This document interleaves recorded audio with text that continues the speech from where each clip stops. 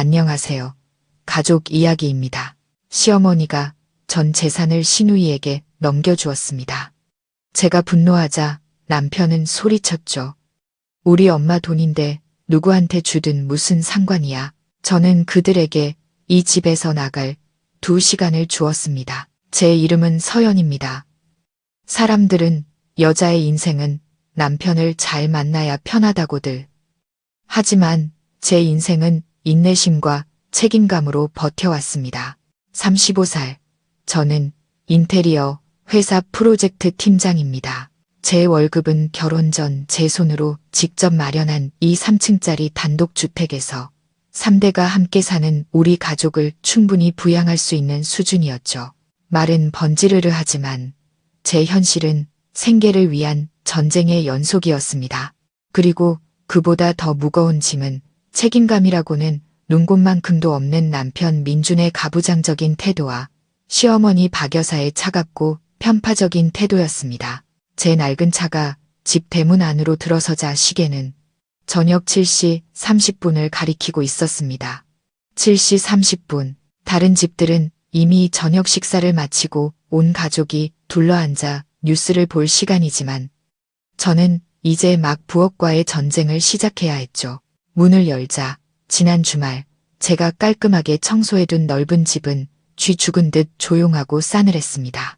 박 여사님은 거실에 앉아 염주를 만지작거리며 TV에서 방영되는 막장 드라마에 눈을 고정하고 있었습니다. 돋보기 안경 너머로 저를 힐끗 쳐다보는 그 눈빛에는 온기라고는 찾아볼 수 없었죠. 마치 늦게 퇴근한 가사 도우미를 보는 듯 했습니다. 이제 오니? 오늘은 회사에서 자고 오는 줄 알았네. 박 여사님이 무심하게 말했습니다. 무겁지도 가볍지도 않은 말이었지만 회사에서부터 억지로 눌러왔던 모든 피로를 한순간에 무너뜨리기엔 충분했습니다. 저는 애써 미소를 지으며 최대한 부드럽게 말했습니다. 네, 어머님. 오늘 회의가 좀 길어져서요. 새 프로젝트가 막바지라 정신이 없네요. 죄송해요. 바로 저녁 준비할게요. 남편 민주는 아직 돌아오지 않았습니다. 그는 프리랜서로 일하고 있었죠. 일거리는 불안정했지만 그는 항상 집안일을 피하기 위해 마치 대단한 사업가처럼 바쁜 척을 했습니다. 생활비는 아주 적은 일부만 보탤 뿐이면서 집안에서의 가부장적인 권위는 절대적이길 바랐죠. 제가 직접 장을 보고 요리한 저녁 식사라도 제가 자기를 기다리지 않고 먼저 먹기라도 하면 아내로서 가정을 돌볼 줄 모른다며 잔소리를 퍼붓기 일쑤였습니다. 들으면 화가 머리끝까지 치밀었지만 저는 가정이라는 2글자 때문에 참아야 했습니다. 저는 서둘러 손을 씻고 낡아서 색이 바랜 앞치마를 둘렀습니다. 머릿속으로는 가장 빨리 만들 수 있는 저녁 메뉴를 떠올렸죠. 더위를 식혀줄 시원한 된장찌개, 돼지고기 제육볶음, 그리고 시금치 나물. 간단한 한식이지만 영양을 골고루 챙기면서 입맛이 까다로운 박 여사님 취향에도 맞아야 했습니다. 어머님은 음식에 대해 유난히 엄격하신 분이었거든요. 제가 고기를 볶자 프라이팬에서 지글거리는 소리와 냄비에서 보글보글 물 끓는 소리가 요란하게 울렸습니다. 모든 것이 마치 경주처럼 정신없이 진행되었습니다. 맛있는 냄새가 집 안가득 퍼지기 시작하자 제 마음도 조금은 편안해졌습니다. 요리를 할 때면 저는 적어도 무언가를 제 손으로 통제하고 있다는 느낌을 받았습니다. 다른 사람에게 휘둘리지 않는 기분이었죠. 적어도 제가 최선을 다하고 있다는 것은 스스로 알고 있었습니다. 제가 막 밥솥 들고 식탁으로 향하던 8시 15분 초인종이 울렸습니다.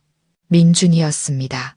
그는 피곤한 기색으로 집에 들어섰지만 그의 피곤함은 제 것과는 달랐습니다. 제 피곤함이 땀과 실적 압박, 전기세 고지서에서 오는 것이라면 그의 피곤함은 중요한 사람인 척 연기하느라 지친 피곤함이었습니다. 왜 이제야 밥을 해? 민주는 인사도 없이 제게 건넨 첫마디는 퉁명스러운 핀잔이었습니다. 그는 넥타이를 풀어 옷걸이에 거는 대신 소파 위로 던져버렸죠. 저는 손을 닦으며 감정이 느껴지지 않을 만큼 차분한 목소리로 말했습니다. 저 7시 반에 와서 이제 막 다 했어요. 얼른 손 씻고 와요. 따뜻할 때 먹어야지. 박 여사님이 TV를 끄고 일어섰습니다. 에휴, 그냥 대충 먹자. 서연이 기다리다간 굶어 죽겠다. 일이 바빠도 알아서 조절해야지. 남편의 자식까지 있는 애가 저렇게 바깥일에만 매달려서야 쓰나. 박 여사님의 말은 날카로운 바늘처럼 제 가슴을 찔렀습니다. 어머님은 항상 제 일이 불필요하며 제가 집에서 살림이나 하는 것이 도리라고 암시하셨죠. 제가 이렇게 악착같이 돈을 벌지 않았다면 이 집과 이 가족의 체면이 무너진 지 오래라는 사실을 어머님은 모르셨습니다. 민주는 아이 학원비를 내거나 어머님 약값을 대거나 작년에 비가 새던 지붕을 수리할 능력조차 없었습니다. 전부 제 힘으로 해결했죠. 저녁 식사는 무거운 분위기 속에서 진행되었습니다. 저는 밥을 먹는 내내 박 여사님이 시누이 유진에 대해 늘어놓는 이야기를 들어야 했습니다. 유진은 최근에 이혼했고 성격은 제멋대로였으며 결혼 후 몇 년간 따로 살고 있었죠. 유진이가 당분간 우리 집에 와서 좀 지내야겠다. 이제 막 이혼해서 힘든데 엄마가 옆에서 돌봐줘야지. 서연아, 내가 동서를 좀 챙겨야 한다. 유진이가 너보다 훨씬 연약하잖니. 박 여사님은 연약하다는 말을 마치 자기 딸에게 주는 칭찬인 양 강조했습니다. 저는 씁쓸하게 밥을 삼켰습니다. 불길한 예감이 들었죠. 유진이 연약하다고요? 유진은 일과 책임 앞에서는 한없이 연약했지만 자기 권리를 주장하고 남을 무시하는 데 있어서는 누구보다 강한 사람이었습니다. 네, 어머님, 집에 방도 남는데 아가씨가 지낼 곳이 필요하시면 언제든 오시라고 하세요. 저는 단호하게 대답했지만 마음은 불안감으로 조여오기 시작했습니다. 이 집의 2층에는 우리 부부의 침실과 박 여사님의 침실이 있었습니다. 3층에는 작은 서재와 방 하나가 더 있었죠. 저는 그 방을 제 작업실로 꾸며놓았습니다. 그곳에서 야근을 하고 프리랜서로 부업을 하며 아이의 미래를 위한 비자금을 몰래 모으고 있었죠. 이 집에서 유일하게 저만의 공간이었습니다. 민주는 제가 동의하는 것을 보자마지 기다렸다는 듯 목소리를 높였습니다. 그래야지, 당신이 좀 너그러워야지. 유진이가 오면 엄마도 말동무가 생겨서 좋고 당신도 자질구레한 일 좀 덜 수 있잖아. 내일 당장 당신 작업실이나 정리해. 유진이가 조용히 쉴 공간이 필요하니까. 저는 젓가락을 내려놓았습니다. 젓가락이 그릇에 부딪히는 소리가 가볍게 울렸습니다. 제 안의 모든 것이 얼어붙는 것 같았습니다. 작업실을 내주라는 것은 제 마지막 피난처를 빼앗겠다는 뜻이었습니다. 뭐라고요? 그 작업실은 제가 밤새 일해서 이 집 생활비 버는 곳이에요. 그걸 아가씨 쉬는 방으로 내주라고요. 저는 불쾌감을 숨기지 못했습니다. 민주는 미간을 찌푸렸습니다. 익숙한 가부장적인 표정이 다시 나타났죠. 당신 왜 그렇게 이상하게 말해? 당신이 형님이고 올케인데 당연히 시누이한테 양보해야지. 그리고 일은 거실에서도 할 수 있잖아. 누가 못하게 해. 유진이는 몸이 약해서 시끄러운 데선 못 쉰단 말이야. 내가 정했으니까 더는 토 달지 마. 박 여사님도 즉시 거들며 젓가락을 탁 소리나게 내려놓았습니다. 민준이 말이 맞다.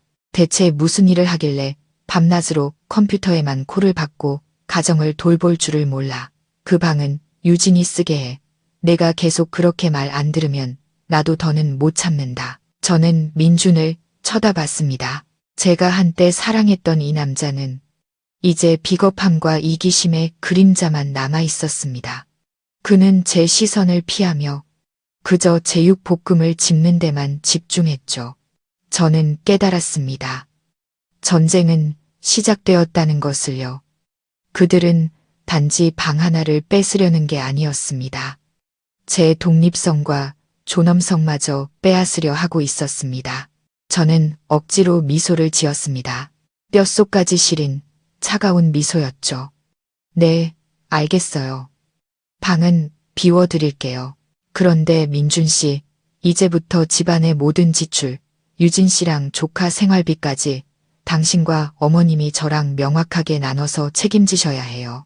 저는 방은 양보해도 경제적인 부담까지 전부 짊어질 순 없어요. 저도 일 끝나고 조용히 쉴 공간이 필요하니까요. 제 말투가 갑자기 변하자 민준과 박 여사님은 순간 당황한 듯 했습니다. 평소에는 그저 참고 일만 하던 제가 오늘은 반격에 나선 것이죠. 민준이 투덜거렸습니다. 가족끼리 뭘 그렇게 따져. 따지는 게 아니라 공평하게 하자는 거예요. 당신이 제 부수입을 없애고 싶어 하니 그 부분을 당신이 메워야죠. 당신이 남자고 가장이잖아요. 민준은 더 이상 아무 말도 하지 않았지만 저는 오늘 밤 균열의 씨앗이 뿌려졌다는 것을 알았습니다. 저녁 식사는 길게 이어졌지만 저는 아무 맛도 느낄 수 없었습니다. 저는 곧 빼앗길 제 작은 작업실이 있는 천장을 올려다보았습니다. 제 머릿속에서는 냉정하고 치밀한 새로운 계획이 세워지기 시작했습니다. 이 집은 제 돈으로 산 집입니다. 집문서도 제 이름으로 되어 있죠. 저는 너무 오랫동안 참고 살았습니다. 이제 제게 가장 중요한 것을 지켜야 할 때였습니다. 저는 누구의 도움도 없이 설거지를 했습니다. 민주는 방에 올라가 휴대폰을 받고 박 여사님은 계속 드라마를 시청했죠. 부엌에는 언제나처럼 저 혼자뿐이었습니다. 물이 졸졸 흐르는 소리가 들렸습니다. 저는 그릇에 기름기를 닦아내며 방금 겪었던 억울함도 함께 씻어냈습니다. 저는 울지 않았습니다. 약해지지 않았습니다. 눈물은 문제를 해결해주지 않으니까요. 그날 밤 저는 민준의 옆에 누웠습니다. 그는 이미 깊이 잠들어 고르게 코를 골고 있었습니다. 저는 낡은 노트북을 열었습니다. 희미한 화면 불빛이 천장을 비췄죠. 저는 모든 지출 내역과 수입, 자산을 다시 검토하기 시작했습니다. 공동 명의의 예금부터 아이 이름으로 든 보험까지, 단 1원까지도 놓치지 않고 상세한 표를 만들었습니다. 민주는 이런 숫자에는 전혀 관심이 없었죠. 그는 그저 부유해 보이는 겉모습에만 신경 썼습니다. 저는 또한 이 집에 관련된 법적 절차를 다시 한번 찾아보기 시작했습니다. 제 유일한 재산에 어떠한 허점도 없다는 것을 확실히 해야 했습니다. 이 집은 제가 결혼하기 전 외할머니께 물려받은 유산으로 산 집이었습니다. 그때 박 여사님이 이렇게 말했던 기억이 났습니다. 서연이가 능력 있어서 집도 다 사고 대단하네. 하지만 이제 민준이랑 결혼했으니 이 집도 우리 공동의 집이야. 저는 그때의 사랑과 순진함 때문에 고개를 끄덕였었죠. 이제는 제가 이 집을 지켜야 했습니다. 이것은 단순한 재산이 아니었습니다. 제 아이의 미래이자 저의 자유였습니다. 제 계획은 3단계로 이루어졌습니다. 첫째, 재정 분리. 공동 명의의 예금을 모두 인출한다. 민준이 낭비벽이 심하다는 것을 저는 잘 알고 있었습니다. 둘째, 증거 수집. 모든 부당한 행위, 모욕적인 언사, 그리고 특히 민준과 유진으로 인해 발생하는 모든 금전적 손실을 기록한다. 셋째, 재산 보호. 집에 대한 법적 서류를 확고히 한다. 다음 날 아침, 저는 잠을 설쳐 눈밑이 조금 채했지만 정신은 그 어느 때보다 맑았습니다. 저는 조용히 블랙커피 한 잔을 타서 창밖을 바라보았습니다. 더 이상 참고 견디는 것에 지치지 않았습니다. 저는 연기하는 것에 지쳤던 겁니다. 이제부터 저는 저와 제 아이를 위해 살 것입니다. 이 조용한 전쟁에서 저는 반드시 승리할 것입니다. 복수를 원하는 것이 아니었습니다. 저는 단지 공평함을 원할 뿐입니다. 그리고 공평함을 얻기 위해 저는 행동해야만 했습니다. 유진이 이사 오는 일은 마치 예고 없이 닥친 태풍처럼 순식간에 벌어졌습니다. 제가 퇴근해서 회사 옷도 갈아입기 전에 거실 한가운데 산더미처럼 쌓인 짐들을 마주해야 했습니다. 온통 명품 캐리어와 가방, 신발, 화장품 상자들이었죠. 진한 향수 냄새가 부엌에서 나는 밥 냄새를 완전히 뒤덮을 정도였습니다. 시누이 유진은 제가 할부로 산 비싼 소파에 거만하게 앉아 두꺼운 화장을 한 채 휴대폰만 들여다보고 있었습니다. 저를 쳐다보지도 않았죠. 유진의 아들 지호는 5살 먹은 통통한 아이였는데 제 TV 리모컨으로 장난감 자동차를 조종하고 있었습니다. 형님 오셨어요? 미리 전화라도 주시지. 그럼 제가 짐 좀 깔끔하게 치워놨을 텐데. 유진은 애교 섞인 목소리로 말했지만 그 말 속에는 비난의 가시가 숨어 있었습니다. 저는 문간에 조용히 서서 치밀어 오르는 화를 억누르려 애썼습니다. 아가씨, 우리 집에 가사 도우미는 없어요. 저도 방금 퇴근했어요. 아가씨 짐은 아가씨가 직접 정리하세요. 여긴 거실이잖아요. 박 여사님이 부엌에서 찻주전자를 들고 나오셨습니다. 어머님은 즉시 대화에 끼어들며 사랑스러운 딸을 애정어린 눈빛으로 바라보았죠. 서연아, 너는 왜 동서한테 그렇게 말하니? 유진이가 이제 막 와서 피곤하잖니. 네가 형님인데 동생을 이해하고 도와줘야지. 짐 좀 저기 둔다고 뭐 큰일 나니. 너는 어서 저녁이나 차려. 유진이가 입맛이 까다로우니까 신경 써서 맛있게 좀 하고. 저는 박 여사님을 바라보았습니다. 어머님은 조금도 숨기지 않고 노골적으로 유진을 편들고 있었습니다. 유진은 낭비벽과 게으름 때문에 이혼했습니다. 그런데 이제 와서 연약해서 온 가족을 부양하는 제 보살핌이 필요한 사람 취급을 받고 있었죠. 어머님, 저도 10시간 동안 일하고 막 퇴근했어요. 온 가족 저녁 식사도 차려야 하고요. 아가씨 짐 정리해 줄 시간은 없어요. 저는 돌려 말하지 않고 직설적으로 말했습니다. 제 인내심은 바닥을 드러내고 있었습니다. 그때 민준이 나타났습니다. 막 샤워를 마친 그는 새 티셔츠를 입고 말끔한 얼굴이었죠. 서연아, 왜 그래? 유진이는 내 동생이잖아. 이제 막 왔는데 기분 좋게 맞이해야지. 짐 조금 있는 거 가지고 왜 그렇게 소란이야? 너는 어서 밥이나 해. 내가 유진이한테 나중에 치우라고 할게. 유진은 즉시 민준의 팔에 매달리며 애교를 부렸습니다. 오빠, 형님이 나 싫어하시면 어쩔 수 없지. 그냥 엄마 집으로 돌아갈게. 나는 그냥 조용히 책도 읽고 새 일도 구상할 곳이 필요했을 뿐인데 듣자 하니 3층에 있는 형님 작업실이 그렇게 좋다던데. 창문으로 정원도 보이고 나 그 방 쓰고 싶어. 제가 반응할 틈도 없이 박 여사님이 마치 미리 짜놓은 각본처럼 즉시 말을 받았습니다. 그래, 유진이 말이 맞다. 서연아, 너 3층 작업실 짐 좀 빼라. 그 방은 유진이가 쓰게 하자. 너는 회사에서 하루 종일 일하니까 집에 와서는 쉬어야지. 무슨 일이 그렇게 많다고 방까지 따로 필요해. 여자는 부엌에만 있으면 충분해. 박 여사님의 말을 듣는 순간 뜨거운 피가 머리끝까지 솟구치는 기분이었습니다. 그 작업실은 제가 피땀 흘려 만든 공간이었습니다. 책장 하나, 책상 하나, 콘센트 하나까지 전부 제 손으로 고르고 조립했죠. 그곳은 제가 돈을 벌어 박 여사님 아들의 학원비를 내고 박 여사님 영양제를 사드리고 이 가식적인 가정을 유지하는 돈을 버는 곳이었습니다. 그런데 이제 그들은 그것을 뻔뻔하게 빼앗으려 하고 있었습니다. 그 방은 제 일하는 공간이지 휴양지가 아니에요. 저는 거기서 돈을 벌어야 해요. 어머님, 민준 씨, 두 분 다 잘 아시잖아요. 제 부수입이 없으면 이 집 생활비 감당 못하는 거. 저는 목소리가 갈라지지 않도록 애썼습니다. 민준은 어깨를 으쓱하며 무서울 정도로 무관심하게 말했습니다. 내가 말했잖아. 거실에서 일해도 된다고. 뭐 비밀스러운 일 하는 것도 아니면서. 유진이는 조용한 공간이 필요해. 그렇게 정했으니까 더는 말대꾸하지 마. 피곤하다. 민주는 등을 돌려 2층으로 올라가 버렸습니다. 그의 태도가 제게 결단을 내리게 했습니다. 유진은 승자의 미소를 지었습니다.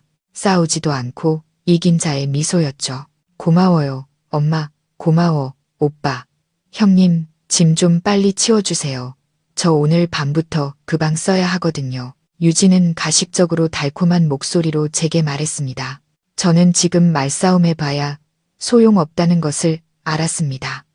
그들은 이미 한 팀이 되어 셋이서 저 하나를 공격하고 있었으니까요. 하지만 제 인내는 나약함이 아니었습니다. 그것은 준비였습니다. 알았어요. 치울게요. 저는 짧게 대답했습니다. 하지만 제 방식대로 치울 거예요. 아가씨, 그 방은 제 작업 공간이었지 창고가 아니라는 걸 명심하세요. 제 물건들 소중히 다뤄주세요. 만약 없어지거나 망가지면 변상하셔야 할 거예요. 유진은 소리내어 웃었습니다. 귀에 거슬리는 웃음소리였죠. 형님, 뭘 그렇게 따지세요. 저는 여기 쉬러 온 거지 집안일하러 온 게 아니라고요. 걱정 마세요. 저는 그냥 경치 구경하고 피부 관리나 할 거니까. 저는 더 이상 아무 말도 하지 않았습니다. 곧장 3층으로 올라가 제 소중한 방의 문을 열었습니다. 이곳에서 저는 수많은 밤을 새워 프로젝트를 끝내고 새로운 기술을 익혔습니다. 그곳은 제 지식과 독립의 보고였습니다. 저는 정리를 시작했습니다. 하지만 방을 비우는 정리가 아니었죠. 저는 분류를 시작했습니다. 모든 외장 하드와 회사 기밀 문서, 중요한 메모가 담긴 노트들을 꺼냈습니다. 모든 것을 작은 철제 상자에 담아 조심스럽게 잠근 후 제 옷장 깊숙한 곳에 숨겼습니다. 방에는 낡은 책 몇 권과 프린터, 텅 빈 책상만 남겨두었습니다. 그날 저녁, 저는 여전히 부엌에서 저녁을 차려야 했습니다. 오늘의 식탁에는 유진과 지호가 추가되었죠. 유진은 별로 먹지 않고 그저 음식 사진을 찍어 SNS에 올리는 데만 열중했습니다. 친정 와서 몸보신하니 너무 좋다. 살림꾼 형님 덕분에 호강하네라는 글과 함께였죠. 저는 그 글을 보며 차가운 분노가 치밀어 오르는 것을 느꼈습니다. 유진은 노골적으로 저를 이용하고 제 노력을 자신의 허세를 위한 도구로 삼고 있었습니다. 밤이 되어도 저는 잠을 이룰 수 없었습니다. 저는 누워서 모든 것을 되짚어 보았습니다. 민준과 박 여사님의 행동은 단순한 무례함을 넘어선 약탈이었습니다. 그들은 제 자립 의지를 꺾고 저를 부엌과 시중 드는 일에만 전념하는 아내이자 며느리로 만들고 싶어 했습니다. 민준 씨, 나 내일 공동예금 인출해서 아이 적금 통장에 넣을 거예요. 당신 쓸 돈은 조금 남겨두는 게 좋을 거야. 저는 잠든 민준의 귓가에 작게 속삭였습니다. 민준은 잠결에 웅얼거렸습니다. 응, 알아서 해. 당신 믿어. 제 재정 관리 능력에 대한 그의 맹목적인 믿음이 바로 제가 이용할 약점이었습니다. 저는 지금 당장 행동하지 않으면 민준이 유진의 꼬드김에 넘어가 그 돈을 전부 어리석은 사업에 투자해버릴 것을 알았습니다. 더 늦기 전에 제 아이의 미래를 지켜야 했습니다. 바로 다음 날 아침 저는 그 일을 실행에 옮길 것입니다. 예상대로 유진과 지호가 온 지 일주일 만에 제 3층 집은 진짜 전쟁터로 변했습니다. 유진은 요양과 세일 구상을 하러 왔다고 했지만 실제로는 오전 11시까지 늦잠을 자고 일어나면 인터넷 서핑, 드라마 시청, 수다 떨기만 했습니다. 그녀는 손가락 하나 까딱하지 않았죠. 유진의 아들 지호는 둘째가라면 서러울 장난꾸러기였습니다.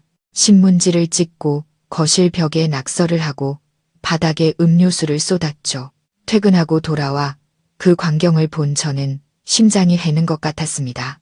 제가 항상 깔끔함에 자부심을 가졌던 1층은 이제 신발이 아무렇게나 널려 있고 장난감이 어지럽게 흩어져 있었습니다. 제가 임시로 일하기 위해 거실 구석으로 옮겨놓은 작은 책상은 이제 유진의 핸드백과 화장품으로 가득 차 있었습니다. 저는 앉아서 일할 수가 없었죠. 유진 씨, 제발 당신 물건들 3층 방으로 좀 옮겨줄래요? 내 일할 자리를 다 차지했잖아요. 저는 피로와 짜증이 섞인 목소리로 말했습니다. 유진은 마치 제가 아주 말도 안 되는 소리를 한 것처럼 놀란 표정으로 저를 쳐다봤습니다. 어머, 형님 또 시작이시네. 물건 조금 있는 거 가지고 너무 예민하게 구는 거 아니에요. 형님은 컴퓨터로 일하니까 넓은 책상 필요 없잖아요. 잠깐만 놔둔 건데. 아, 그리고 형님, 혹시 제 샤넬 립스틱 999 못 봤어요? 여기 책상 위에 뒀는데. 저는 거의 탈진 상태로 한숨을 쉬었습니다. 저는 밖에서 사회생활을 하고 집에 와서는 월급도 없는 가사도우미처럼 시댁 식구들을 위해 일해야 했습니다. 나는 당신 물건에 손 안 댔으니 직접 찾아봐요. 저녁은 먹었어요? 어머님은 식사하셨고요. 저는 이미 답을 알면서도 물었습니다. 엄마는 영양죽 드셨어요. 저는 아직요. 다이어트 중이라 인스턴트 음식은 먹기 싫어서요. 형님, 오늘 저녁은 뭐예요? 좀 맛있는 걸로 해줘요. 요즘 계속 담백한 것만 해서 입맛이 없네. 오빠도 투덜거리던데. 유진은 마치 제가 자신의 전속 요리사인 것처럼 태연하게 말했습니다. 저는 화를 억누르고 부엌으로 향했습니다. 저는 민준, 박 여사님, 유진, 그리고 저, 네 사람을 위한 저녁을 차려야 했지만 마음껏 돈을 쓸 수는 없었습니다. 유진이 온 이후로 민준은 슬그머니 생활비를 줄였습니다. 일이 어렵다는 핑계를 댔죠. 그는 제가 모를 거라 생각했지만 저는 집안의 모든 수입과 지출을 상세히 기록하고 있었습니다. 오늘 저는 도미 간장 조림과 청경채, 마늘 볶음을 하기로 결정했습니다. 신선하고 영양가 있으면서도 비싸지 않은 메뉴였죠. 제가 식탁에 음식을 차리자 맛있는 냄새가 퍼져나갔습니다. 민준이 퇴근하고 돌아와 생선 냄새를 맡고는 표정이 조금 부드러워졌습니다. 하지만 식탁에 앉자마자 박 여사님이 잔소리를 시작했습니다. 박 여사님은 생선 한 점을 맛보고는 미간을 찌푸렸습니다. 도미, 왜 더 좋은 민어나 농어 안 사고 이런 생선을 샀니? 살이 푸석푸석하잖아.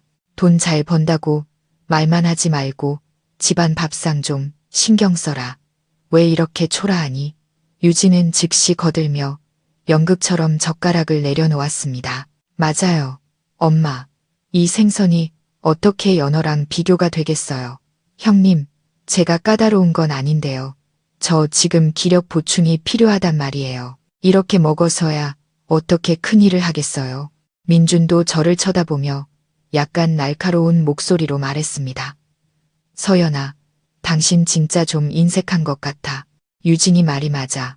당신은 프로젝트 팀장이고 나보다 월급도 많이 받으면서 집안 밥상을 이 모양으로 만들어.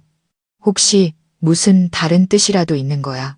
저는 조용히 세 사람을 바라보았습니다. 그들의 말투, 제 노력을 무시하는 태도를 보았습니다. 저는 10시간 동안 힘들게 일하고 빗속을 뚫고 운전해서 집에 와 숨 돌릴 틈도 없이 요리를 했습니다. 그리고 제가 받은 것은 비난과 모욕뿐이었습니다. 연어랑 민어 사 먹을 돈이 어디 있는데요. 말은 참 잘하시네요. 그럼 직접 사와서 요리하시지 그랬어요. 저는 더 이상 참을 수 없었습니다. 분노로 목소리가 떨렸죠.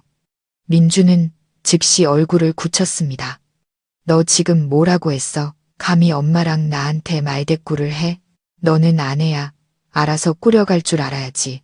그렇게 일원 하나까지 따지니까 이 집안이 발전이 없는 거야. 제가 일원까지 따지는 건 이 집에서 따지는 사람이 저밖에 없기 때문이에요. 저는 벌떡 일어섰습니다. 더 이상 싸우고 싶지 않았죠. 어머님, 민준 씨, 유진 씨. 세 분은 계속 식사하세요. 저는 입맛이 없네요. 저는 침실로 들어가 문을 세게 닫아버렸습니다. 아래층에서 박 여사님과 유진이 속삭이는 소리, 유진의 조롱 섞인 웃음소리가 들렸습니다. 저는 그들이 제 험담을 하고 있다는 것을, 저를 궁지로 몰아넣고 기뻐하고 있다는 것을 알았습니다. 저는 바닥에 주저앉았습니다. 머리가 어지러웠죠. 사랑이 모든 어려움을 극복하게 해줄 거라 믿었던 결혼 초의 시간들이 떠올랐습니다. 이제 제게 남은 것은 이용과 이기심뿐이었습니다. 그들은 저를 아내나 며느리로 생각하지 않았습니다. 돈 버는 기계이자 하녀로 여겼죠. 저는 즉시 휴대폰을 들어 변호사로 일하는 친한 친구에게 전화를 걸었습니다. 법적인 조언이 필요했습니다. 지혜야, 나 좀 도와줘. 서울에 있는 내 3층 집 법적 서류 좀 다시 확인해 줄래? 그게 분쟁의 여지 없이 내 개인 재산이라는 걸 확실히 하고 싶어. 제 친구 지혜는 제 긴장된 목소리를 듣고 즉시 자초지종을 물었습니다. 저는 박 여사님, 민준, 그리고 유진에 대해 대략적으로 이야기했죠. 걱정 마, 서연아. 그 집은 네가 결혼하기 전에 내 명의로 되어 있었고 구입자금 출처가 외할머니 유산이라는 증거도 있잖아. 법적으로 그건 혼인 기간 중에 공동 재산이 아니라 내 고유 재산이야. 절대 걱정하지 마. 지혜가 저를 안심시켰습니다. 그런데 서연아, 내 생각엔 네가 이제 명확한 계획을 세워야 할 것 같아. 더는 참으려고만 하지 마. 전화를 끊자 마음이 한결 차분해졌습니다. 적어도 제게는 지킬 것이 하나 있었습니다. 그 집이 바로 제 방패이자 마지막 갑옷이었습니다. 그날 밤 저는 다시 지출 내역서를 들여다봤습니다. 저는 그들의 모든 잘못된 행동을 상세하고 꼼꼼하게 기록하기 시작했습니다. 유진의 게으름, 민준의 생활비 삭감, 박 여사님의 편애. 저는 시간, 장소, 그리고 모욕적인 언사까지 모두 기록했죠. 이것은 복수가 아니었습니다. 증거 수집이었죠. 만약 언젠가 법정에 서게 된다면 이것들이 필요할 것이었습니다. 저는 또한 소통 전략을 바꾸기 시작했습니다. 더 이상 그들을 만족시키려 애쓰지 않았습니다. 저는 필요한 일과 제 책임 범위 내의 일만 할 것이었습니다. 유진과 그녀의 아들이 만들어내는 전쟁터를 제 손으로 치우는 일을 멈출 것이었습니다. 저는 그들이 자신의 게으름과 무질서의 결과를 스스로 감당하게 둘 것이었습니다. 다음 날 아침, 저는 일찍 일어나 시리얼 한 그릇을 타서 제 방에서 먹었습니다.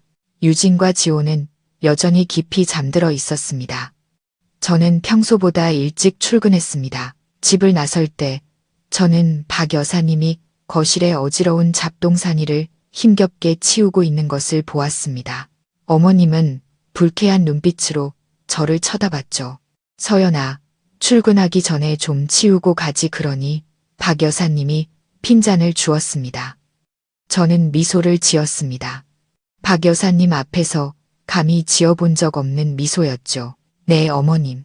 유진 씨 물건은 유진 씨가 치워야죠. 저는 급한 회의가 있어서 늦으면 안 돼요. 먼저 가보겠습니다. 저는 박 여사님의 잔소리를 뒤로하고 집을 나섰습니다. 이것은 그들이 제게 억지로 떠넘기려던 책임을 제가 처음으로 거절한 순간이었습니다. 마치 보이지 않는 무거운 짐을 내려놓은 것처럼 마음이 정말 가벼웠습니다.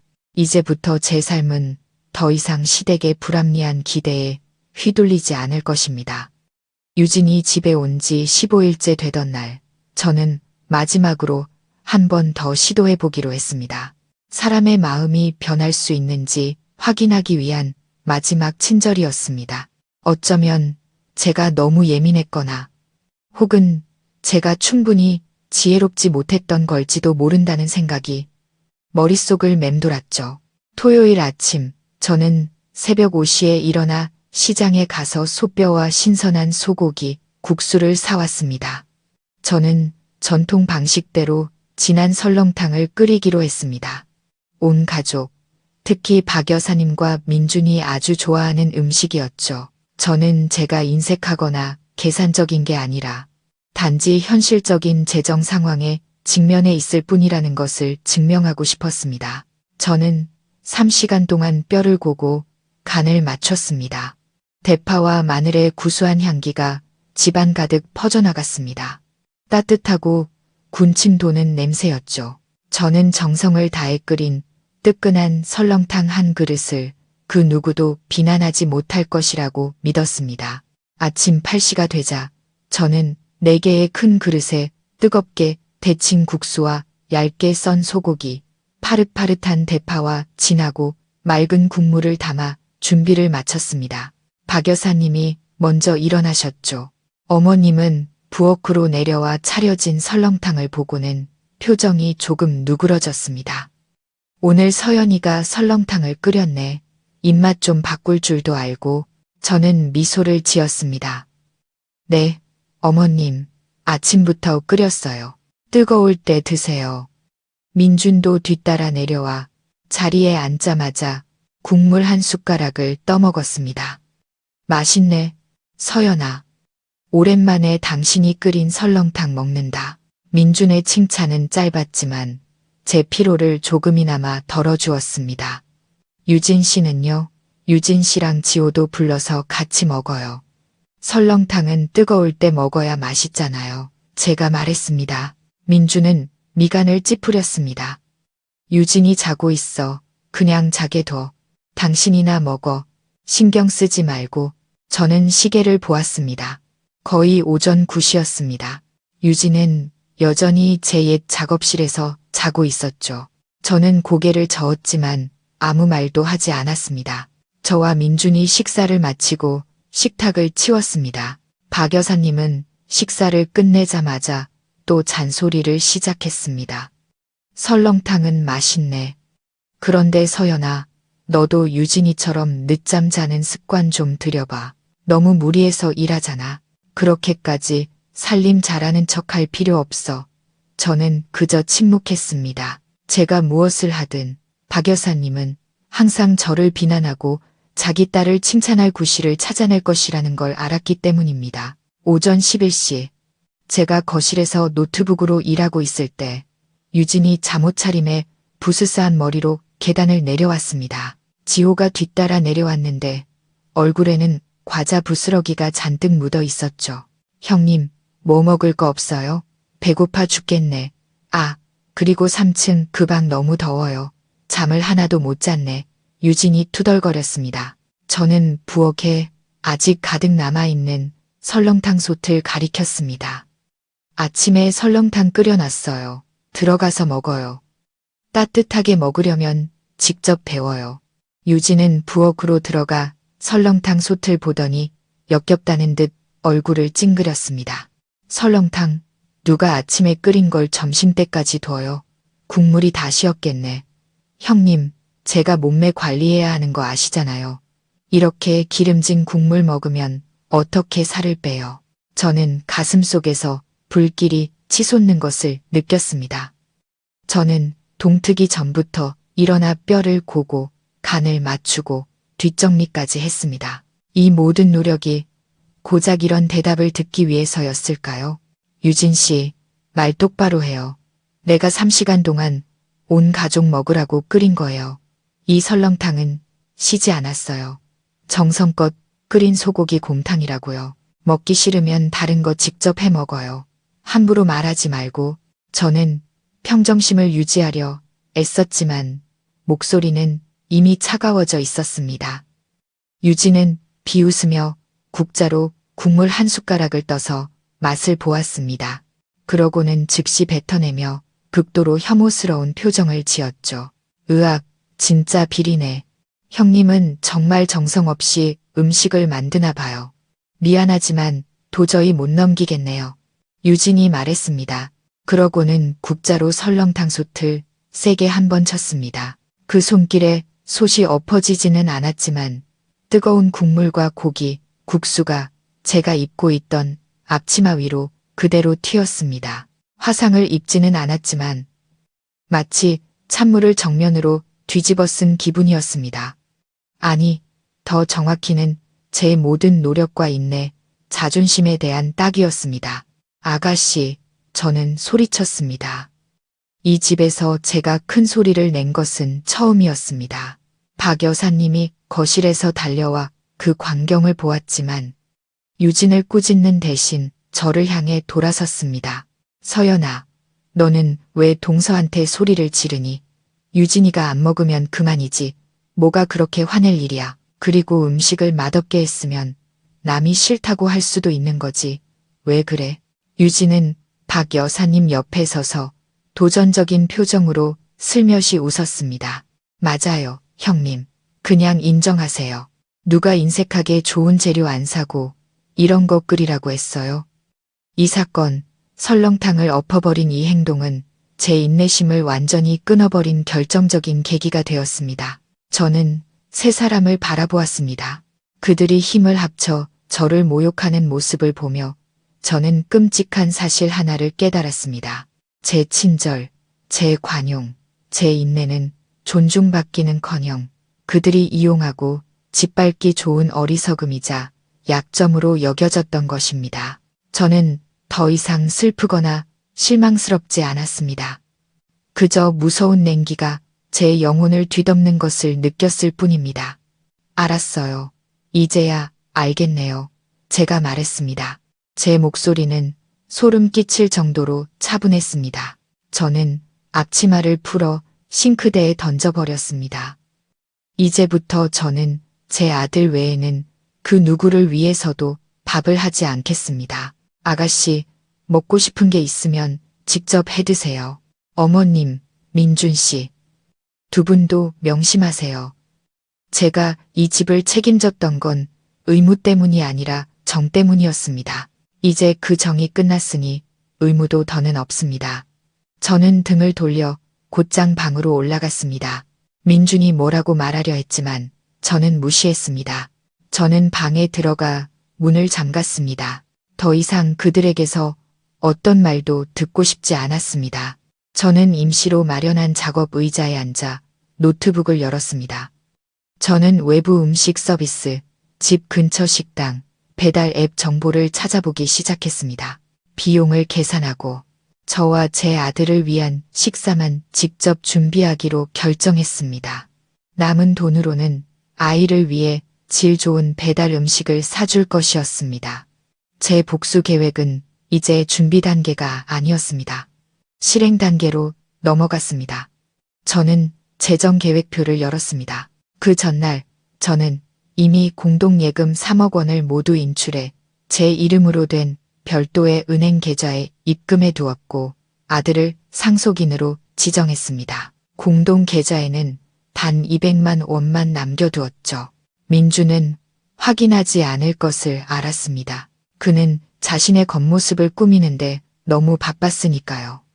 저는 민준의 옛 메시지에서 우연히 알게 된 그의 전 여자친구 소희의 회사 정보를 찾아보기 시작했습니다. 저는 소희가 야심 있는 여자이며 민준이 점점 그녀의 덫에 빠져들고 있다는 것을 알았습니다. 저는 막지 않을 것입니다. 그들이 스스로 무덤을 파도록 내버려 둘 것입니다. 친절은 실패했습니다.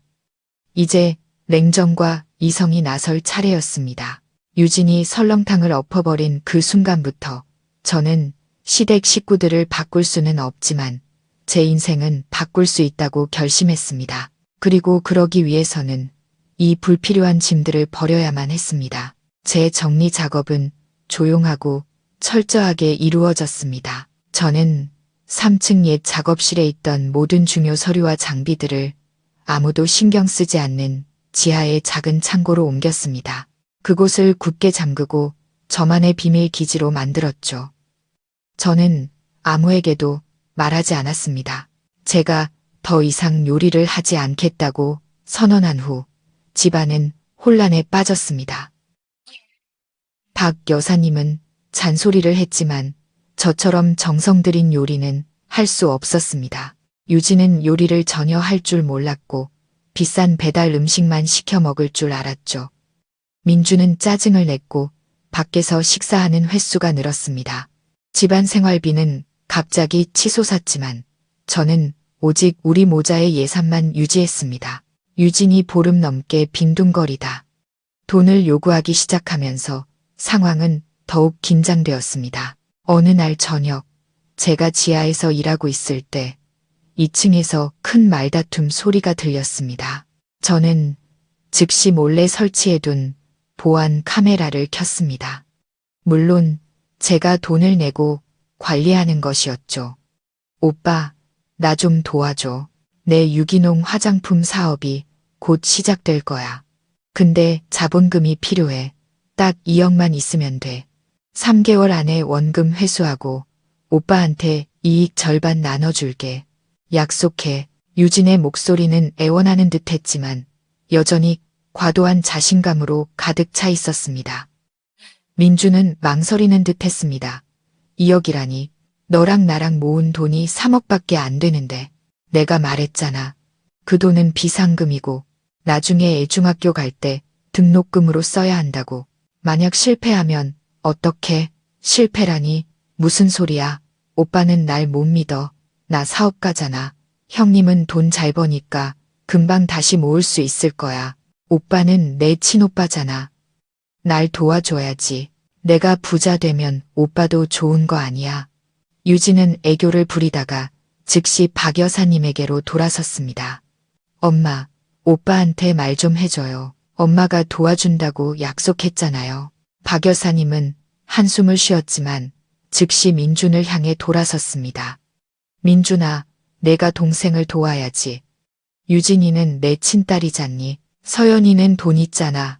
걔는 팀장인데 뭘. 혹시 무슨 일 생겨도 서연이가 다 감당할 수 있어. 아들아, 넌 강해져야 해. 아내한테 경제권 다 뺏기면 안 돼. 그 말을 듣는 순간 저는 작지 않은 충격을 받았습니다. 박 여사님은 단지 편애하는 것을 넘어 고의로 민준을 위험에 빠뜨리고 저를 방패막이로 삼으려 하고 있었습니다. 말다툼은 30분 동안 계속되었고 결국 민준은 타협했습니다. 알았어, 알았다고. 내가 서연이한테 내 사업에 자금이 필요하다고 말하고 2억 인출할게. 유진아, 약속해. 만약 실패하면 내가 책임져야 한다. 걱정 마, 오빠. 원금에 이자까지 쳐서 갚을게. 유진은 기뻐서 소리쳤습니다. 저는 카메라를 껐습니다. 마음속에서는 차가운 분노가 들끓었죠. 민주는 비겁할 뿐만 아니라 거짓말쟁이였습니다. 그는 제 의견은 묻지도 않고 단지 헛된 체면과 동생에 대한 맹목적인 믿음 때문에 공동재산의 대부분을 인출하기로 결정한 것입니다. 다행히도 저는 먼저 행동했습니다. 3억 원은 이미 제 아들 명의의 적금 통장에 안전하게 들어 있었습니다. 다음 날 아침 저는 평소처럼 출근했습니다. 오후에 민준에게서 메시지를 받았습니다. 내가 공동 계좌에서 2억 인출해서 큰 프로젝트에 투자했어. 걱정 마. 금방 수익 날 거야. 나는 남자잖아. 큰일을 해야지. 이번 달 생활비는 당신이 먼저 내줘. 나중에 보태줄게. 저는 메시지를 읽고 씁쓸하게 미소 지었습니다. 그는 뻔뻔하게 거짓말을 하고 있었습니다. 거짓말뿐만 아니라 제 지출까지 뻔뻔하게 줄이려 했죠. 저는 아주 짧은 답장을 보냈습니다. 알았어요. 내가 알아서 할게요. 큰일 하는 거니까 꼭 성공해요. 행운을 빌어요. 저는 즉시 은행에 전화해서 개인정보 유출 가능성을 이유로 200만 원만 남은 공동 계좌를 일시적으로 동결해달라고 요청했습니다. 저는 그가 지금 당장 실제 잔액을 보길 원치 않았습니다. 그가 자신의 돈 인출 계획에 자신감을 갖게 하고 싶었죠. 제가 집에 돌아왔을 때 모든 것은 여전히 혼란스러웠습니다. 유진은 3층 방에서 아마 화장품 회사 사장이 되는 미래를 꿈꾸고 있을 것이었습니다. 박 여사님은 편안하게 TV를 보고 있었죠. 민주는 약간 긴장된 표정으로 집에 돌아왔습니다. 그는 침실로 들어와 제가 침대에 다리를 꼬고 앉아 책을 읽고 있는 것을 보았습니다. 그는 제게 다가와 다정한 척했습니다. 서연아, 나한테 화난 거 아니지? 내가 이렇게 하는 것도 다 우리 가족 잘 살자고 하는 거야. 알잖아. 나는 남자니까 나만의 사업이 있어야 해. 그는 가식적인 자만심이 가득한 목소리로 말했습니다. 저는 책을 내려놓고 그의 눈을 똑바로 쳐다봤습니다. 화 안 났어요. 이해해요. 당신이 큰일을 하고 싶어 하는 거 존중해요. 그런데 민준 씨, 당신이 공동자금에서 큰돈을 인출해서 독자적으로 투자하기로 결정했으니 저도 지출을 조정해야겠어요. 뭘 조정해? 민주는 미간을 찌푸렸습니다. 첫째, 매달 생활비요. 당신이 예전에 주던 금액의 50%만 주세요. 나중에 보태준다고 했으니 일단 그렇게 해요. 저도 제 일에 투자해야 하니까요. 둘째, 유진 씨랑 지호의 식비와 개인 용품 비용. 이제부터 당신과 어머님이 알아서 하세요. 저는 우리 모자의 생활비와 집의 고정 비용, 즉 전기세, 수도세, 인터넷 요금의 절반만 부담할 거예요. 당신이 큰일을 하고 싶으면 당신이 만들어낸 추가 비용은 당신이 감당해야죠. 민주는 제 말을 듣고 어안이 벙벙했습니다. 왜 그렇게 계산적으로 굴어? 유진이는 내 동생이고 당신은 올케잖아. 민준 씨, 당신은 저한테 한마디 상의도 없이 2억을 인출했어요. 그걸 뭐라고 불러야 하죠? 당신이 큰일을 한다고 했으니 저도 큰일을 하고 있는 거예요. 저는 계산적인 게 아니에요. 제가 힘들게 번 재산을 지키고 있을 뿐이죠.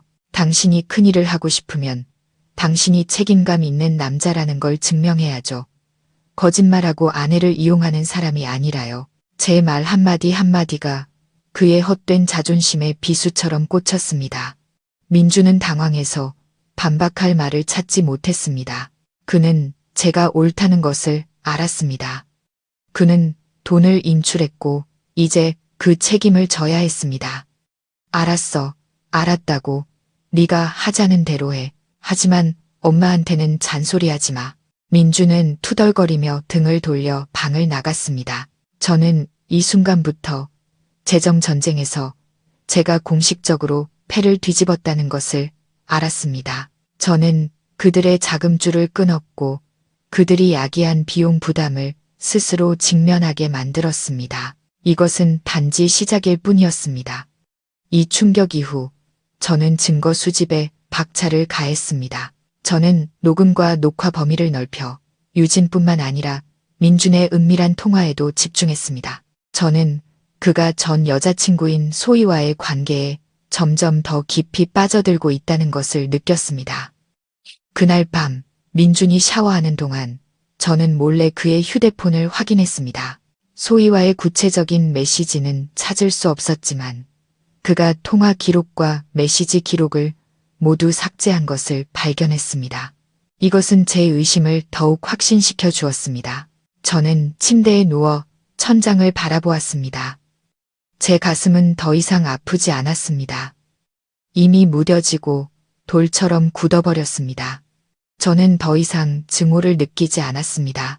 오직 제 계획에 대한 높은 집중력만 남았을 뿐입니다. 저는 더 이상 이 유독한 결혼 생활을 하고 싶지 않았습니다. 저는 행복할 자격이 있었고 제 아이는 더 건강한 환경에서 자랄 자격이 있었습니다. 저는 가장 큰 폭풍우가 아직 앞에 남아있다는 것을 알았습니다. 민준이 유진에게 2억을 준 것은 그저 가벼운 바람일 뿐이었습니다. 진짜 폭풍은 유진이 실패하고 민준이 공공연하게 외도를 시작하고 박 여사님이 불공평한 유언장을 작성할 때 올 것이었습니다. 저는 준비가 되었습니다. 저는 저만의 갑옷을 입고 있었습니다. 저는 그저 기다렸습니다. 마지막 순간에 결정적인 한 방을 날리기 위해 저는 더 이상 순하고 무능한 사람이 아니었습니다. 저는 서연, 너무 많은 것을 짊어졌고 이제 제 인생을 스스로 다시 만들어가고 있는 사람이었습니다. 제가 생활비를 줄인 날부터 집안 분위기는 불씨를 품은 잿더미처럼 살얼음판 같았습니다. 유진과 박 여사님은 음식이 맛없고 부실하다며 계속 투덜거렸습니다. 민주는 항상 신경질적이었습니다. 그는 어머니와 여동생의 식비와 개인 용돈에 추가로 돈을 써야 했고 그의 통장은 금방 바닥을 드러냈습니다. 피곤한 하루 끝에 돌아오던 제 안식처였던 집은 이제 덫이나 다름없었습니다. 하지만 제 주의를 가장 끈 것은 민준의 변화였습니다. 그는 비정상적으로 일찍 나가고 늦게 들어오기 시작했습니다. 화장실에서의 은밀한 통화, 보내자마자 바로 삭제되는 메시지들, 그리고 특히 그의 몸에서 나는 낯선 향기. 그것은 제가 평소에 사주던 저렴한 향수와는 전혀 다른 비싸고 진하며 매혹적인 향수 냄새였습니다. 이 향기는 스쳐 지나가는 것이 아니었습니다. 그것은 그의 셔츠 깃과 피부에 부인할 수 없는 증거처럼 달라붙어 있었습니다. 어느 날 밤 12시가 다 되어서야 민준이 집에 돌아왔습니다. 그는 조용히 방으로 들어오려 했지만 저는 깨어 있었습니다. 저는 숨소리를 고르게 조절하며 자는 척 가만히 누워 있었죠. 그는 셔츠를 벗어 빨래 바구니에 던졌습니다. 즉시 그 향수 냄새가 제 코를 강하고 도전적으로 찔렀습니다. 저는 침대 머리맡에 등을 켰습니다. 민주는 깜짝 놀라 당황했죠. 왜 아직 안 자? 그가 약간 더듬거리며 물었습니다. 저는 몸을 일으켜 그의 셔츠를 집어들었습니다. 이거 무슨 냄새예요? 민준 씨, 여자 향수 냄새인데 이 시간에 어디 갔다 이제 와요? 민주는 즉시 셔츠를 빼앗으며 허둥지둥 말했습니다. 당신 뭐 하는 거야? 거래처 사람들 만나고 왔어. 회사 사람들이 독한 향수를 써서 그래. 너무 예민하게 굴지 마. 나 피곤해. 어떤 거래처 사람이기에 향수를 당신 몸에 이렇게까지 묻히죠? 저는 그의 셔츠 깃에 묻은 희미한 립스틱 자국을 똑바로 가리켰습니다. 희미한 불빛 아래 그것은 마치 칼자국처럼 선명하게 드러났습니다. 민주는 완전히 할 말을 잃었습니다. 그는 손으로 그 립스틱 자국을 가리려 애썼죠. 이건 내가 술 마시다가 실수로 부딪혀서 그런 거야. 날 믿어줘. 서연아. 나 정말 아무 짓도 안 했어. 저는 그의 거짓말하는 눈을 똑바로 쳐다봤습니다. 더 이상 논쟁할 필요가 없었죠. 진실은 대낮처럼 명백했습니다. 민주는 그의 전 여자친구인 소희와 재회했고 그들은 선을 넘고 있었습니다. 설명할 필요 없어요. 그냥 당신에게 아내와 자식이 있다는 것만 기억하세요. 순간의 욕심 때문에 모든 걸 잃지 말고요. 제 목소리에는 더 이상 분노가 없었습니다. 오직 피로와 실망만이 남아 있었죠. 민주는 제가 소란을 피우지 않자 즉시 다시 목소리를 높였습니다. 나도 알아. 당신은 이 집이나 잘 챙겨. 내 일은 당신이 하는 그런 자질구레한 프로젝트랑은 달라. 나는 사회적 관계가 얽힌 큰일을 하고 있어. 당신은 여자라 이해 못해.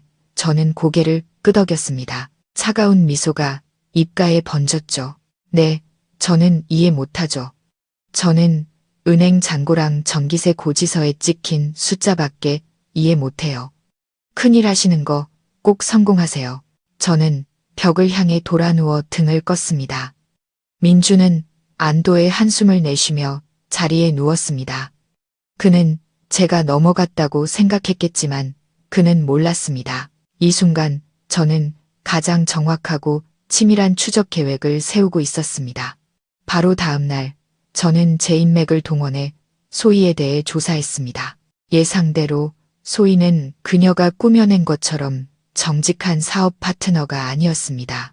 소희는 전문 사기꾼으로 어두운 금융 분야에서 활동하며 돈이나 지위가 있는 남성들에게 접근해 돈을 뜯어내는 일을 전문으로 하고 있었습니다. 저는 소희에 대한 과거 신문 기사와 SNS상의 소문들을 다수 찾아냈습니다. 모든 것이 아름답고 매혹적이지만 극도로 위험한 한 여자를 가리키고 있었죠. 저는 그 모든 자료를 인쇄해 지하에 있는 제 비밀 파일에 보관했습니다.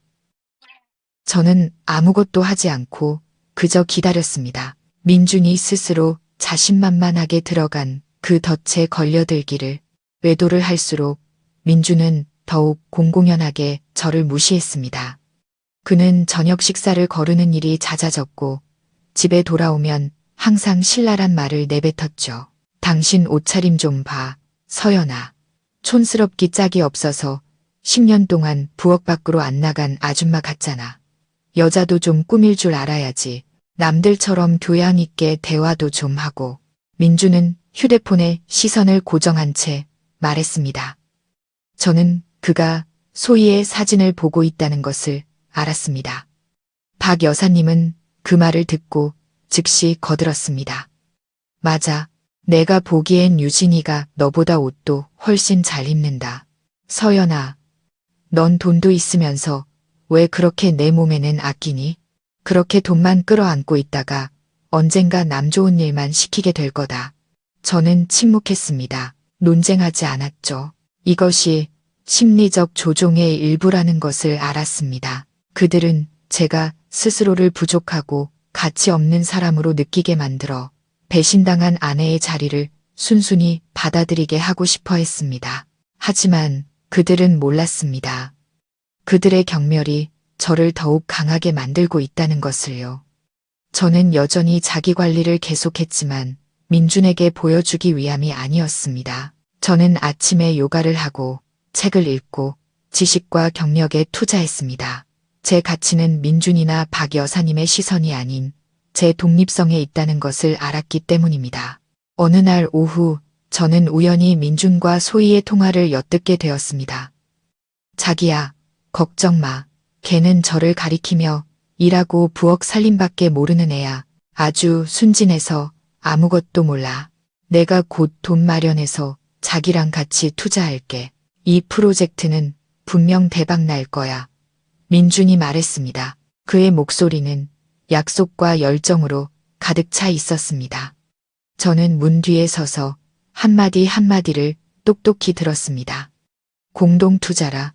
저는 소희가 민준의 돈을 빼내기 위해 장밋빛 미래를 그리고 있다는 것을 알았습니다. 저는 미소 지었습니다. 그가 유진에게 빼준 2억 원은 단지 시작에 불과했습니다. 저는 그가 애인과 함께 마음껏 놀다가 주머니에 동전 한 푼 남지 않을 때까지 내버려 둘 것이었습니다. 그것이 바로 그들이 그토록 무시하던 살림의 가치를 증명하는 가장 좋은 방법이었습니다. 저는 민준의 외도 증거를 계속 수집했습니다. 관계를 되돌리기 위해서가 아니었습니다. 이혼할 때 제 권리, 특히 양육권과 재산을 절대적으로 보호할 충분한 증거를 확보하기 위해서였습니다. 저는 길고 피곤한 재판을 원치 않았습니다. 저는 빠르고 단호한 해방을 원했습니다. 제 마음의 고요함 속에서 저는 새로운 힘이 자라나는 것을 느꼈습니다. 완벽한 남편, 완벽한 가정에 대한 모든 환상을 버린 여자의 힘이었습니다. 저는 더 이상 과거의 서연, 헌신적이고 인내심 많은 아내가 아니었습니다. 저는 서연, 제 운명을 제 손으로 직접 개척하고 있는 사람이었습니다. 유진의 유기농 화장품 사업은 시작한 지 한 달여 만에 빠르게 무너졌습니다. 제 예상대로 유진은 경험도 없으면서 파트너들의 화려한 겉모습만 믿었습니다. 2억 원의 자본금은 비눗방울처럼 사라져버렸죠. 하지만 비극은 거기서 끝나지 않았습니다. 유진은 자본금을 잃었을 뿐만 아니라 추가 물품을 들여오기 위해 파트너들에게 속아 3억 원의 사채 계약서에 서명하고 말았습니다. 이자는 살인적이었고 상환기일은 코앞으로 다가왔죠. 이 소식은 이미 긴장으로 가득 찬 집에 터진 시한폭탄과도 같았습니다. 어느 날 저녁 유진은 거실에서 통곡하며 몸부림쳤습니다. 박 여사님은 그녀를 끌어안고 함께 울었습니다. 엄마, 나 사기당했어. 다 잃었어. 이제 3억 빚까지 졌어. 돈 못 갚으면 걔네들이 우리 집으로 쳐들어올 거야. 엄마, 어떡해. 유진은 절규했습니다. 박 여사님은 몸을 떨었습니다. 세상에, 어쩌다 이런 일이, 왜 그렇게 어리석게 사업을 했니, 얘야. 서연이는 어딨니? 박 여사님은 저를 찾았지만 저는 지하에서 일하고 있었습니다. 저는 카메라와 녹음기를 통해 모든 상황을 알고 있었지만 일부러 올라가지 않았습니다. 저는 민준이 어떻게 대처할지 보고 싶었습니다. 민준은 2층에서 달려 내려왔습니다. 얼굴이 새하얗게 질려 있었죠. 뭐라고? 3억. 유진아, 너 사업을 어떻게 한 거야? 내가 조심하라고 했잖아. 유진은 민준의 다리를 붙잡고 서럽게 울었습니다. 오빠가 날 구해줘야 해. 걔네들이 오면 오빠 체면, 엄마 체면, 우리 집안 체면이 다 뭐가 되겠어. 오빠는 남자잖아. 책임져야지. 난 이제 어떻게 해야 할지 모르겠어. 박 여사님도 즉시 목소리를 높였습니다. 목소리는 떨렸지만 강압적인 힘이 실려 있었죠. 민준아, 내가 동생을 구해야 해. 내가 나서야 한다. 서연이는 돈 있잖아. 걔는 팀장이니까 너를 도와줄 거야. 하지만 지금은 네가 먼저 나서야 해. 걔네들이 와서 소란 피우게 둘 순 없어. 창피해서 어떻게 살아. 아들아, 민주는 인생에서 가장 사랑하는 두 여자 사이에 서 있었습니다. 그의 얼굴은 압박감으로 일그러졌습니다. 한쪽은 여동생, 다른 한쪽은 어머니. 두 사람 모두 체면과 금전적 부담을 그의 어깨에 지우고 있었습니다. 그는 제가 아직 나타나지 않은 계단 쪽을 쳐다봤습니다. 저는 박 여사님이 제가 구세주처럼 나타나 이전 수천 번 그랬던 것처럼 돈을 꺼내 이 혼란을 해결해 주길 바라고 있다는 것을 알았습니다. 하지만 저는 그러지 않을 것입니다. 결국 민주는 큰일 하는 남자라는 헛된 체면 때문에 막다른 길에 몰려 맹목적인 결정을 내렸습니다. 알았어, 알았다고. 내가 해결할게. 내가 해결한다고. 민주는 소리치며 벽을 세게 쳤습니다. 손에서는 피가 흘렀죠. 하지만 약속해. 내가 내 빚을 갚아주는 건 이번이 마지막이야. 내가 돈을 빌릴게. 사채를 써서라도 갚아줄게. 이 사실을 아무도 알게 해선 안 돼. 남들이 우리를 비웃게 둘 순 없어. 그 후 민주는 방으로 올라가 전화를 걸었습니다. 저는 컴퓨터로 그를 지켜봤습니다. 그는 여러 번호로 전화를 걸었습니다. 그의 목소리는 제게 말할 때의 가부장적인 태도와는 전혀 다른 비굴하고 움츠러든 목소리였습니다. 그는 높은 이자를 감수하고 급전을 구하고 있었습니다. 저는 개입하지 않았습니다. 저는 민준이 진짜 절망과 두려움을 맛봐야 한다고 생각했습니다. 과거 저의 안일한 태도가 그와 유진을 책임감 없는 사람으로 만들었기 때문입니다. 민주는 이틀 만에 3억 원을 마련했지만 그 대가는 매일 엄청난 이자를 지불해야 하는 것이었습니다. 그는 항상 긴장 상태였고 신경은 곤두서 있었으며 빚 독촉 문자가 올까봐 휴대폰에서 눈을 떼지 못했습니다. 빚을 진 후 민주는 소희에게 더욱 빠져들었습니다. 화려한 외모와 달콤한 말을 하는 소희는 그가 위로받고 존중받는다고 느끼는 유일한 안식처였습니다. 그는 소희만이 자신의 큰 포부를 이해해주는 유일한 여자라고 생각했습니다. 집안의 재정 상황은 극도로 악화되었습니다. 민주는 더 이상 생활비를 한 푼도 보태지 못했습니다. 전기세, 수도세, 아이 학원비, 기본적인 식비까지 모든 것이 제 어깨 위로 쏟아졌습니다. 저는 여전히 침묵하며 고정 비용은 모두 납부했지만 유진과 박 여사님을 위한 추가 지출 요구는 모두 거절했습니다. 서연아, 유진이가 저렇게 마른 것 좀 봐라. 동생이 안쓰럽지도 않니? 돈 좀 빌려줘서 몸보신이라도 하게 해.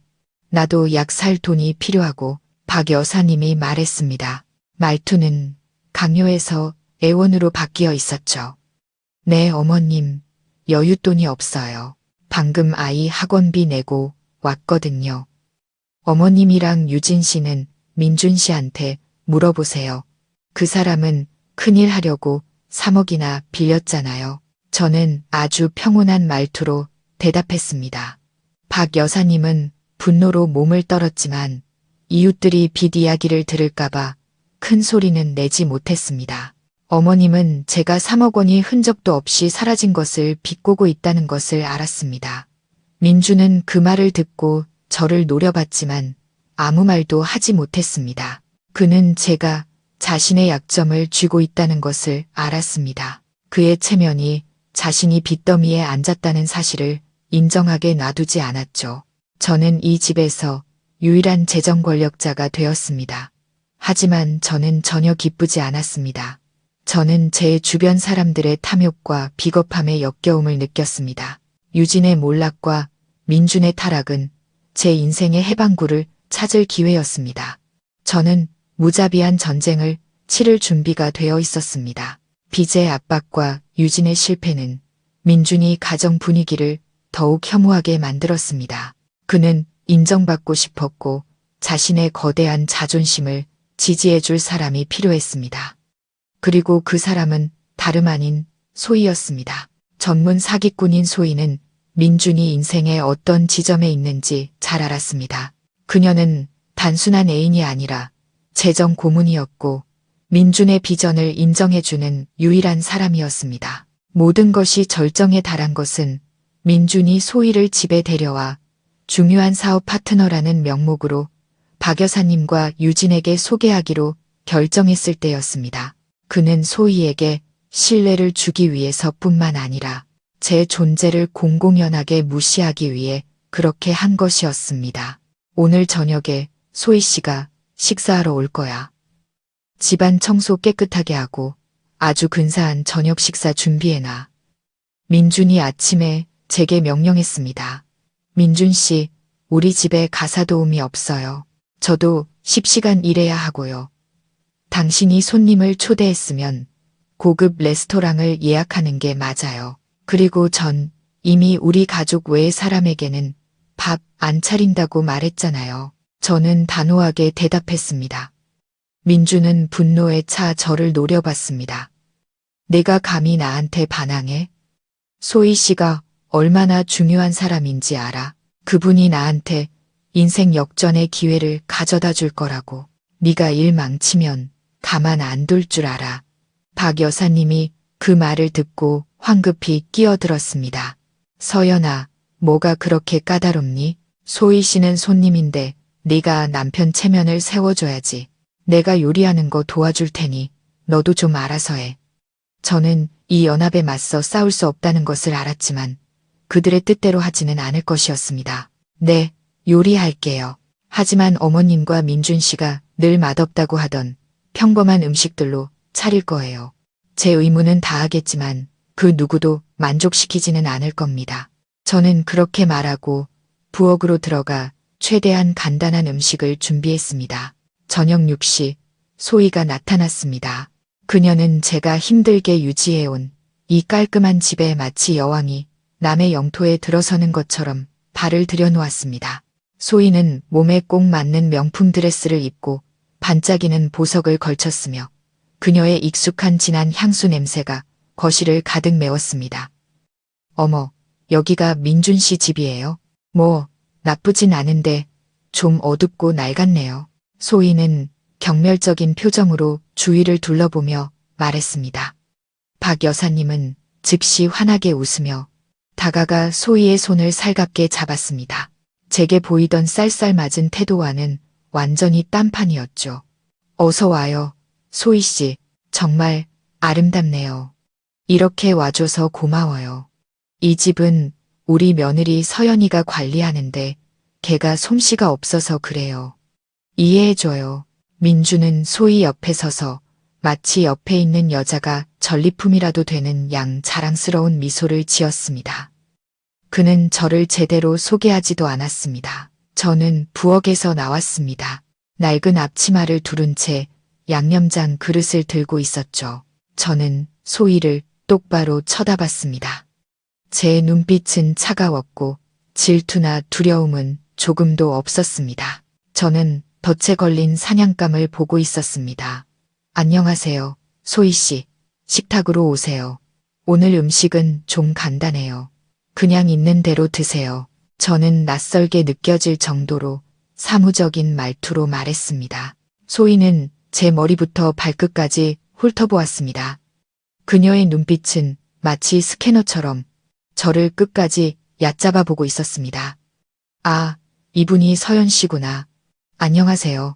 보기엔 되게 억척스러워 보이시네요. 민준 씨가 프로젝트 팀장이라고 하던데 왜 그렇게 주부 역할에 집착하세요? 제 생각엔 미적 감각이 좀 부족하신 것 같아요. 이 소파 좀 보세요. 낡고 촌스럽잖아요. 저라면 가구 전부 클래식한 스타일로 바꿨을 텐데. 소희는 비웃으며 민준을 향해 돌아섰습니다. 민준 씨, 서연 씨한테 패션이랑 인테리어 조언 좀 해줘야겠어요. 민준은 소희를 따라 비겁하게 웃었습니다. 맞아. 자기가 좀 알려줘. 서연이는 일만 할 줄 알지 미적 감각은 없어. 박 여사님도 거들었습니다. 어머님의 눈빛은 저를 향한 실망감으로 가득 차 있었죠. 정말 창피하다. 서연이는 돈도 있으면서 인색할 정도로 아끼기만 해. 저는 가만히 서서 세 사람이 공공연하게 제 노력과 존재를 비난하고 모욕하는 것을 들었습니다. 소희가 비난한 소파는 제가 밤새 프로젝트를 하며 번 돈으로 산 것이었습니다. 집안의 가구들은 제가 미니멀리즘 스타일에 맞춰 하나하나 직접 고른 것들이었죠. 이제 그 모든 것이 외부인 사기꾼 한 명 때문에 부정당하고 있었습니다. 저는 더 이상 아무 말도 하지 않고 식탁에 앉았습니다. 저녁 식사는 긴장된 분위기 속에서 진행되었습니다. 소희는 음식 몇 점을 집어먹고는 젓가락을 내려놓으며 음식이 맛없다고 투덜거렸습니다. 그녀는 민준과 수십억 원짜리 프로젝트에 대해 이야기하며 빠른 부의 축적에 대한 장밋빛 미래를 그렸습니다. 민준 씨, 당신은 비전이 있는 사람이잖아요. 기회를 잡을 줄 알아야죠. 제가 지금 새로운 지역에 땅 프로젝트를 하나 가지고 있는데 자본금 10억만 있으면 한 달 안에 2배로 불릴 수 있어요. 어떻게 생각해요? 소희는 민준을 유혹하는 눈빛으로 쳐다보며 말했습니다. 민준의 눈이 즉시 빛났습니다. 10억. 내가 어떻게든 마련해 볼게. 유진과 박 여사님도 그 말을 듣고 탐욕과 감탄이 섞인 표정으로 서로를 쳐다봤습니다. 그들은 소희가 펼쳐놓은 돈의 덫에 완전히 빠져들었습니다. 저는 제 그릇을 치우며 일어섰습니다. 그들을 쳐다보지도 않았죠. 저는 먼저 실례하겠습니다. 부자 되는 이야기는 계속 나누세요. 민준 씨, 당신이랑 어머님은 식사 끝나고 설거지 좀 부탁해요. 저는 일이 남아서요. 저는 그렇게 말하고 곧장 침실로 들어가 문을 잠갔습니다. 그날 저녁 식사에서 저는 민준의 마지막 존중을 잃었을 뿐만 아니라 명확한 확신을 얻었습니다. 이 가족은 이미 저를 외부인으로 여기고 있었습니다. 그들은 자신들의 탐욕과 헛된 체면을 위해 저를 팔아넘기고 제 노력을 짓밟을 준비가 되어 있었습니다. 제 안의 냉정함은 더욱 굳건해졌습니다. 저는 소희가 이 결혼에 관해 박힐 마지막 못이라는 것을 알았습니다. 저는 막지 않을 것입니다. 저는 소희가 민준의 돈을 그가 완전히 무너질 때까지 모두 빼가도록 내버려 둘 것입니다. 그것이 배신과 경멸에 대한 대가였습니다. 저는 노트북을 열어 법률 서류를 업데이트했습니다. 내일 변호사에게 전화해서 이혼 서류를 준비할 것입니다. 모든 것이 이제 정말 충분했습니다. 소희가 저녁 식사에 다녀간 후 우리 집의 모든 일은 마치 계산된 비극 드라마처럼 흘러갔습니다. 민주는 날이 갈수록 소희에게 빠져들었고 남은 돈과 정신, 주로 사채로 빌린 돈을 그녀의 환심을 사는데 쏟아부었습니다. 소희가 그려주는 수십억짜리 프로젝트를 맹신했죠. 유진은 연신 소희를 칭찬하며 소희가 자신의 3억 빚을 해결해 주길 바랐습니다. 박 여사님은 소희를 감탄과 아쉬움이 섞인 눈으로 바라봤습니다. 소희가 자기 며느리가 아니라는 사실을 안타까워하면서요. 편애와 불공정의 절정은 어느 주말 오후에 일어났습니다. 박 여사님은 저와 민준, 유진을 거실로 불렀습니다. 어머님은 소파에 엄숙하게 앉아 두툼한 서류 뭉치를 손에 들고 있었죠. 너희들에게 할 중요한 얘기가 있다. 박 여사님이 입을 열었습니다. 목소리는 이상할 정도로 진지했습니다. 할아버지가 남기신 고향의 선산을 팔았다. 총 5억 원이야. 민준과 유진은 탐욕에 눈을 빛내며 숨을 들이켰습니다. 저는 아무런 감정 표현 없이 침묵했습니다. 시댁의 선산 상속권이 제게 없다는 것을 잘 알고 있었기 때문입니다. 민준아, 유진아, 박 여사님은 사랑이 가득한 눈빛으로 자신의 두 자식을 바라보며 말했습니다. 너희들이 요즘 힘든 거 안다. 특히 유진이, 너는 이혼한 지 얼마 안 돼서 빚까지 졌으니 엄마가 내 딸 고생하는 걸 그냥 볼 수가 없구나. 그래서 엄마는 결심했다. 어머님은 마치 극적인 효과를 노리는 것처럼 잠시 말을 멈췄습니다. 그리고는 제게로 시선을 돌렸습니다. 그 눈빛은 잔인할 정도로 차가웠죠. 엄마는 유언장을 작성하기로 했다. 이 5억 원 전부를 유진이에게 주겠다. 이 돈으로 유진이가 빚을 갚고 새 인생을 시작하게 할 거야. 민준아, 너는 아들이니까 동생을 이해해야 한다. 너는 남자니까 스스로 돈을 벌 수 있잖아. 민준은 순간 멈칫하며 실망한 기색을 보였지만 곧 평정을 되찾았습니다. 자신에게 발언권이 없다는 것을 알았기 때문이죠. 네, 엄마 말씀 따를게요. 저도 유진이 생각해요. 유진은 감격에 겨워 흐느껴 울기 시작했습니다. 하지만 그것은 기쁨의 눈물이었죠. 고마워요, 엄마. 엄마가 저를 제일 아끼시는 거 알아요. 저는 그 자리에 앉아 세상에서 가장 우스꽝스럽고 잔인한 연극을 목격하는 기분이었습니다. 박 여사님은 모든 재산을 유진에게 몰아주고 민준에게는 한 푼도 남기지 않았으며 저나 제 아이에 대해서는 언급조차 하지 않았습니다. 하지만 가장 끔찍한 것은 유언장의 다음 조항에 있었습니다. 박 여사님은 저와 민준을 향해 돌아섰습니다. 하지만 너희들은 나에 대한 책임이 있다. 이 유언장에는 조건이 붙는다. 유진이가 모든 돈을 받지만 서연이와 민준이가 나를 평생 봉양해야 한다. 나는 유진이와 같이 살지 않고 이 집에 남아서 서연이와 민준이의 보살핌을 받을 것이다. 모든 면에서 나를 책임져야 해. 저는 완전히 할 말을 잃었습니다. 이것은 유언장이 아니었습니다. 사형 선고였죠. 박 여사님은 사랑하는 딸에게 재산을 주기 위해 자신의 자산을 팔았지만 봉양 의무를 이용해 저와 민준을 묶어 우리를 무급 하인으로 만들었습니다. 박 여사님의 생활을 책임지되 어떠한 금전적 혜택도 받지 못하게 한 것입니다. 이 집의 모든 비용을 감당하고 이 집을 직접 산 제가 이제 박 여사님을 평생 모셔야 했습니다. 반면 그녀의 사랑하는 딸은 5억 원을 챙기는 것이었죠. 어머님, 그게 무슨 말씀이세요? 땅을 팔아서 5억 원이 생기셨는데 왜 그 돈으로 노후를 준비하지 않으세요? 왜 어머님 재산을 전부 아가씨에게 주시면서 저와 민준 씨에게 봉양 의무를 지우시는 거예요? 저는 더 이상 참을 수 없어 목소리를 높였습니다. 박 여사님은 경멸적인 눈빛으로 저를 쳐다봤습니다. 서연아, 너는 뭘 그렇게 따지니? 부모 봉양은 책임이고 효도야. 민준이는 아들이고 너는 며느리니까 당연히 책임이 있지. 유진이는 약해서 다시 일어서려면 돈이 필요해. 서연아, 너는 팀장이잖아.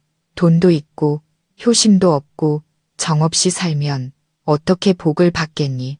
민주는 유진이 자기에게 돈을 좀 나눠줄 거라는 기대를 품고 제가 자신의 계획을 망칠까봐 즉시 어머니 편을 들었습니다.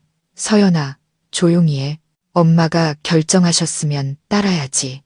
엄마한테 그렇게 계산적으로 굴지 마. 유진은 박 여사님을 끌어안고 안타까운 척했습니다. 엄마, 그냥 형님은 내버려둬요. 제가 엄마랑 오빠, 형님한테 빚진 거 잘 알아요. 이 돈 정말 소중하게 써서 엄마 체면 세워드릴게요. 저는 일어섰습니다. 이 사람들에 대한 제 마음속 온기는 더 이상 조금도 남아있지 않았습니다. 그들은 무관심의 한계를 넘어섰습니다. 그들은 계산적이고 잔인한 괴물로 변해버렸습니다. 저는 박 여사님을, 민준을, 유진을 쳐다봤습니다. 저는 제 모든 인내의 세월이 실수였다는 것을 깨달았습니다. 어머님, 민준 씨, 유진 씨, 제 목소리는 무서울 정도로 차분했습니다. 다들 원하시는 대로 하세요. 어머님과 민준 씨의 마음, 이제 잘 알겠습니다. 제 책임 다 하겠습니다. 하지만 모두 잊지 마세요. 제 책임은 법이 허용하는 범위 내에서만 존재한다는 걸요. 이제 더는 그 누구도 제 친절을 이용하게 두지 않겠습니다.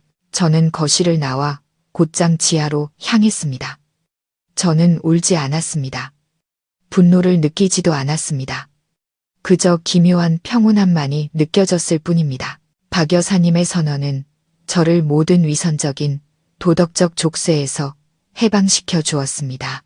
저는 제 비밀 파일을 열어 마지막 장을 넘겼습니다. 변호사가 이미 준비해둔 이혼 소송장이 서명만을 기다리고 있었습니다. 저는 민준이 남은 재산을 모두 소희에게 쏟아부었다는 것을 알았습니다. 이제 그는 한 푼도 없었죠. 유진은 5억 원을 손에 쥐었지만 그녀는 탐욕스럽고 맹목적인 사람이었습니다. 저는 그들이 서로를 해치도록 내버려 둘 것이었습니다. 이 불공평한 유언장은 제가 판을 뒤집기 위해 필요했던 마지막 무기였습니다. 저는 그들에게 봉양이 계약서의 조항이 아니라 자발적인 마음에서 우러나오는 것임을 증명해 보일 것이었습니다. 정이 사라진 곳에 그 어떤 유언장도 저를 강요할 수 없었습니다. 저는 준비가 되었습니다. 5억 원을 손에 쥔 유진은